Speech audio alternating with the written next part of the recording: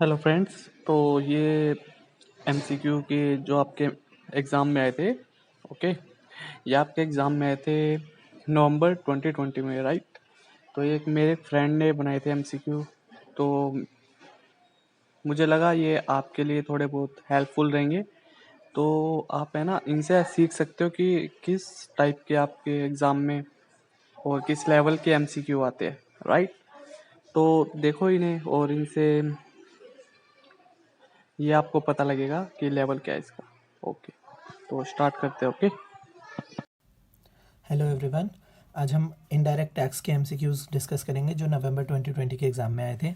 इनका level hard था, मैं बता रहा हूँ, बहुत ट्रिकी एमसीक्यूज़ थे। बहुत दिमाग लगा था इसको करने में और बहुत कंफ्यूजिंग थे। ऑप्शंस बहुत सारे ऐसे थे, बहुत सारे एमसीक्यूज़ में ऐसा था कि सारे ऑप्शंस हमें करेक्ट लग रहे थे। तो थोड़ा ध्यान से इसके लिए अच्छे से प्रिपेयर कर लेना, ठीक है। पहले एफटीपी के बता देता हूँ क्या था। एक एक था एक्सपोर्ट वैल्यू बतानी थी, गिफ्ट ऑफ एडिबल आइटम्स कितना एक्सपोर्ट कर सकते हैं, ऐसे कुछ था। 5 लाख का आंसर था उसमें। ऑप्शंस में 1 लाख, 3 लाख, 5 लाख, 7 लाख ऐसे कुछ थे। और एक था एफओबी वैल्यू से रिलेटेड एक है, उसमें 55, उसमें भी 5 लाख हमें लिमिट देखनी होती है। वही आंसर था 5 लाख वाला। तो एक ये चीज़ थी। और इसमें ऑप्शंस में 3 लाख, 4 लाख, 5 लाख, 6 लाख ऐसे करके ऑप्शंस थे। तो 5 लाख चूज़ करना था उसमें। फिर एक था सेक्शन 26A में कस्टम के रिफ़ंड के लिए एप्लीकेशन कब कितने टाइम तक डालनी होती है। उसमें 3 मंथ, 6 मंथ, 9 मंथ्स, 12 मंथ्स, ये 4 ऑप्शंस थे। तो 6 मंथ्स आंसर है उसका। ये था एक एमसीक्यू। उसके अलावा एक था interest on non payment of tax, हमें कैलकुलेट करना था। प्रोविजनल असेसमेंट करी थी शायद उसने। प्रोविजनल असेसमेंट के बाद डिमांड बनी थी, डिमांड पे 18% के अकॉर्डिंगली रेट से इंटरेस्ट लगाना था। तो 4 ऑप्शंस में से एक एक ही आंसर आ रहा था। बहुत कोई ऐसा भी नहीं था कि क्लोज आंसर आ रहा हो। तो इजीली हो गया था ये वाला भी। फिर एक इंटीग्रेटेड केस था, ये बहुत ज़्यादा ट्रिकी था, बहुत ज़्यादा ट्रिकी था ये वाला। कंपोजिट और मिक्स सप्लाई पर रिगार्डिंग था। 4 क्वेश्चन थे, 2 मार्क्स ईच, और बहुत कंफ्यूज करने वाले क्वेश्चन थे ये। इसमें था एक प्रोडक्ट ए था, प्रोडक्ट बी था, प्रोडक्ट सी था। तो प्रोडक्ट ए इंडिविजुअली भी बिकता है और प्रोडक्ट बी के साथ भी बेच देते हैं। प्रोडक्ट बी एग्जाम्प्ट सप्लाई है और ये प्रोडक्ट ए जो है वो मतलब टैक्सेबल सप्लाई थी। तो दोनों को मिलाकर बेच रहे हैं, तो वो कंपोजिट सप्लाई बनेगी या मिक्स सप्लाई बनेगी, टैक्सेबल है नॉन टैक्सेबल है, ऐसे करके था। तो मिक्स सप्लाई बनेगी यहाँ पे। उसके बाद एक सी का था, ए और सी को बेच रहे थे, बट सी इंडिविजुअली नहीं बिकता, बी इंडिविजुअली बिकता था, सी इंडिविजुअली नहीं बिकता। तो सी क्या, हमारा सी को ए के साथ जब बेच रहे हैं तो वो कंपोजिट सप्लाई बनेगी, प्रिंसिपल सप्लाई जिसमें ए है, ऐसे कुछ था ऑप्शंस। और बहुत कंफ्यूजिंग थे। फिर एक था कि गोल्ड कॉइन है, गोल्ड कॉइन का केस बन रहा था कि जब कस्टमर्स ने सारा सामान ले लिया, एंड ऑफ द ईयर में कोई स्कीम निकाली है गोल्ड कॉइन्स की, तो वो गोल्ड कॉइन्स टैक्सेबल होंगे या नहीं होंगे।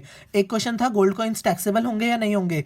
तो इसके रिगार्डिंग था कि टैक्स लगेगा या नहीं लगेगा। 4 ऑप्शंस थे जिसमें से 2 पे था कि टैक्स लगेगा, 2 पे था टैक्स नहीं लगेगा, और उसके कॉरेस्पॉन्डिंग रीजंस थे। तो बहुत कन्फ्यूजन वाले थे वहाँ पे। उसके बाद उसका ही, उससे रिलेटेड ही नेक्स्ट क्वेश्चन था कि गोल्ड कॉइन्स का आईटीसी मिलेगा कि नहीं मिलेगा। आईटीसी मिलेगा, अगर अगर टैक्सेबल सप्लाई हो गई है तो आईटीसी मिल जाना चाहिए, अगर टैक्सेबल नहीं है तो आईटीसी नहीं मिलेगा। तो ऊपर वाले क्वेश्चन पे डिपेंड करता है कि तुम्हारा नीचे वाला आंसर कैसा होगा। अगर ऊपर वाला सही है तो नीचे वाला भी सही हो सकता है। और इसमें भी 4 ऑप्शन थे, वो भी 2 में मिल रहा है, 2 में आईटीसी नहीं मिल रहा। तो ऐसे करके कन्फ्यूजन क्रिएट हो रही थी वहाँ पे। बहुत कन्फ्यूजिंग थे ये वाले क्वेश्चन। उसके बाद एक था कंटिन्यूस सप्लाई ऑफ सर्विस, ये वाला भी बहुत ट्रिकी था। इसमें कंटिन्यूस सप्लाई ऑफ सर्विस की ना डेफिनेशन के 4 पॉइंट्स होते हैं। तो चारों पॉइंट्स ऑप्शंस में दिए हुए थे हमें। तो मुझे जो याद है उसके अकॉर्डिंगली मेरे हिसाब से चारों ही सही हैं, बट मैं एक तो मार्क करना ही था ना, तो एक मार्क कर दिया मैंने। बट मेरे हिसाब से चारों ही सही हैं। अगर आप स्टडी मैट देखोगे तो 4 पॉइंट्स दिए हुए हैं कंटिन्यूस सप्लाई ऑफ सर्विस की डेफिनेशन में, और वही चारों पॉइंट्स एमसीक्यूज में थे। एक 3 मंथ्स वाला पॉइंट था, पीरियोडिक पेमेंट्स वाला पॉइंट था, एक नोटिफिकेशन बाय गवर्नमेंट वाला पॉइंट था, एक और पॉइंट था। तो ये चारों पॉइंट्स एमसीक्यू में दिए हुए थे कि, और बताना था कौन सा नहीं है कंटिन्यूस सप्लाई। तो बहुत ट्रिकी था ये भी। उसके बाद एआर के फंक्शंस पर था, इजी था ये भी। थोड़ा सा कन्फ्यूजन हो रही थी इसमें, बट ये भी ठीक था। और था टॉस, हमें निकालना था टाइम ऑफ सप्लाई निकालना था। गुड्स के केस में निकालना था, आरसीएम वाले गुड्स थे। तो आरसीएम वाले गुड्स पे इनवॉइस की डेट हमें दी हुई थी, पेमेंट डेट दी हुई थी, रिसीट ऑफ गुड्स की डेट दी हुई थी। तो इनवॉइस प्लस 30 डेज ऑप्शन में था, इनवॉइस प्लस 31 डेज ऑप्शन में था, पेमेंट की डेट थी ऑप्शन में, और गुड्स रिसीव्ड की डेट थी। तो चारों में से हमें बताना था क्या था। इनवॉइस प्लस 30 और 31 वो दोनों दिए हुए थे, तो वहाँ पे कंफ्यूजन हो रही थी। वैसे ही सेम सर्विस के केस में भी था, इनवॉइस की डेट थी, इनवॉइस प्लस 60 डेज थी, इनवॉइस प्लस 61 डेज थी, पेमेंट की डेट थी, ये 4 चीज़ें ऐसे थी, बहुत कंफ्यूज कर रहे थे यहाँ पे भी। तो 30 डेज भी होगा, 31 डेज भी होगा, 60 डेज भी होगा, 61 डेज भी होगा, कौन सा करेक्ट है वो आपको चूज़ करना है। और कैलकुलेट करके डेट हमें दिया हुआ था कि ये वाली डेट से कैलकुलेट करना है, तो डेट कैलकुलेशन में भी ध्यान रखना है। 29 डेज फेब्रवरी के होते हैं, वहाँ पर क्वेश्चन में 29 डेज फेब्रवरी के थे, इस बार 2020 का क्वेश्चन था। तो 29 डेज जान के इन्होंने 29 डेज के वाले मंथ में ही दोनों ऑप्शंस दिए थे, गुड्स वाला भी और सर्विस वाला भी, ताकि बच्चे कंफ्यूज हो जाए वहाँ पे। फिर एक था प्लेस ऑफ सप्लाई निकालनी थी in case of imported goods, 10(2) वाले केस में तो लोकेशन ऑफ इंपोर्टर होती है, ये वाला इजी था। एक ये FTP का क्वेश्चन था, एडवांस ऑथराइजेशन वाला केस में कितना परसेंट हमें एडिशन करना होता है, तो 20%, 5%, 15% और 30% ऐसे ऑप्शन थे, 20% जिसका आंसर होता है वो वाला था यहाँ पर केस। फिर एक था ई वे बिल के केस में which is incorrect, E way bill के केस में 4 चीज़ें दी हुई थी, चारों में से कौन सा इनकरेक्ट ऑप्शन है वो बताना था। तो यहाँ पे एक शायद ऐसा ऑप्शन था कि जो कंसाइनमेंट नोट वगैरह होता है जो ट्रांसपोर्टर इशू कर रहा है वो ई वे बिल होता है कि नहीं, या वो कैरी करना ज़रूरी है कि नहीं, ऐसे कुछ चीज़ थी, वो वाला इनकरेक्ट ऑप्शन था। फिर एक मार्जिन डीलर के रिगार्डिंग था, जहाँ पे जिसको ITC नहीं मिल रहा है, सेकेंड हैंड गुड्स बेच रहा है और ITC नहीं ले रहा, तो उसकी वैल्यू क्या आएगी सप्लाई की, वो बतानी थी।